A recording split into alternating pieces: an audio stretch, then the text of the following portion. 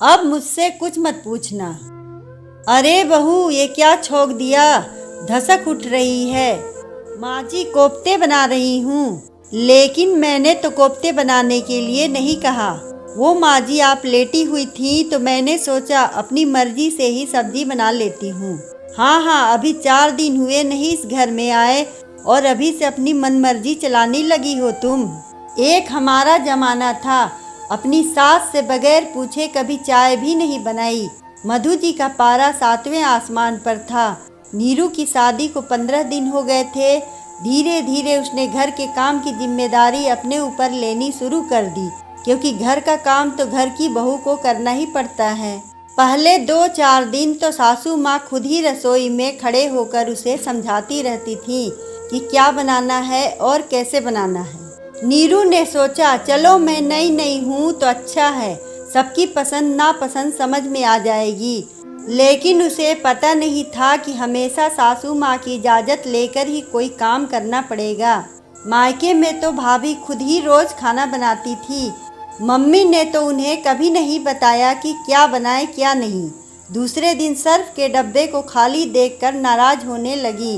10 दिन पहले ही डब्बा भरा था, इतनी जल्दी खाली भी कर दिया। अब सर्दियों में इतने कपड़े होते हैं धोने के लिए, इसलिए रोज़ मशीन लगानी पड़ती है, तो सर्फ तो लगेगा ही ना।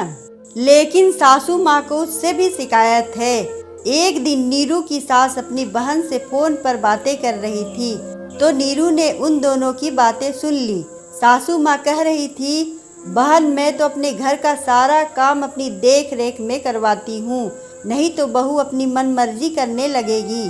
तू भी अपनी बहू को कस के रखा कर, नहीं तो घर में तुम्हें कोई नहीं पूछेगा, हमारी तो कोई अहमियत ही नहीं रहेगी।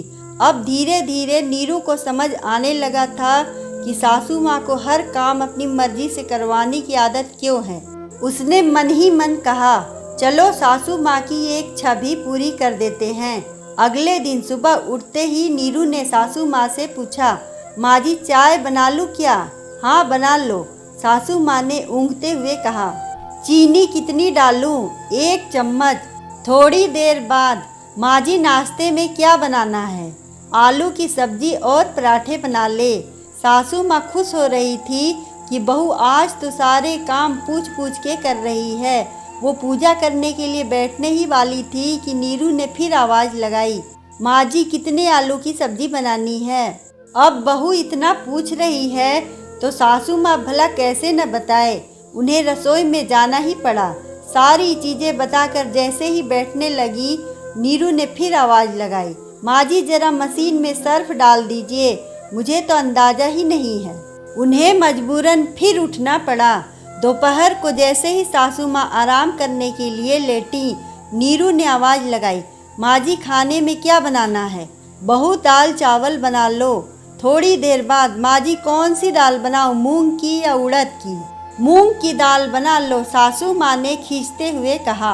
आज न तो ढंग से पूजा कर पाई, न ही आराम कर पाई। नीरू मन ही मन मुस्कुरा रही थी, लेकिन साथ ही उसे सासू माँ को इस तरह परेशान करना अच्छा भी नहीं लग रहा था। अब तो पानी सर से ऊपर हो गया। शाम को फिर वही शुरू हो गया। माँ जी, खाने में क्या बनाना है? सब्जी में कौन कौन से मसाले डालने हैं? दूध गर्म कर दूं या ठंडा? सासू माँ ने जोर से चिल्लाते हुए कहा, बहू, अब मुझसे कुछ मत पूछना। न सुबह से थोड़ी देर आराम से बैठने दिया, न टीवी देखने दिया, और तो और भगवान का नाम भी शांति से नहीं ले पाई। लेकिन माँ जी, आपने ही तो कहा था कि मुझसे पूछे बिना कोई काम मत करना। हाँ, कहा था, तो क्या सारा दिन मेरी चकरी बनाओगी? जो बनाना है, जैसे बनाना है बना लो, बस समय पर सारा काम हो जाना चाहिए। नीरू मुस्कुराते हुए रसोई में चली गई। अगर आपको हमारी कहानी अच्छी लगे तो वीडियो को लाइक करें, चैनल को सब्सक्राइब करें और कमेंट में बताएं कि आपको कहानी कैसी लगी। धन्यवाद।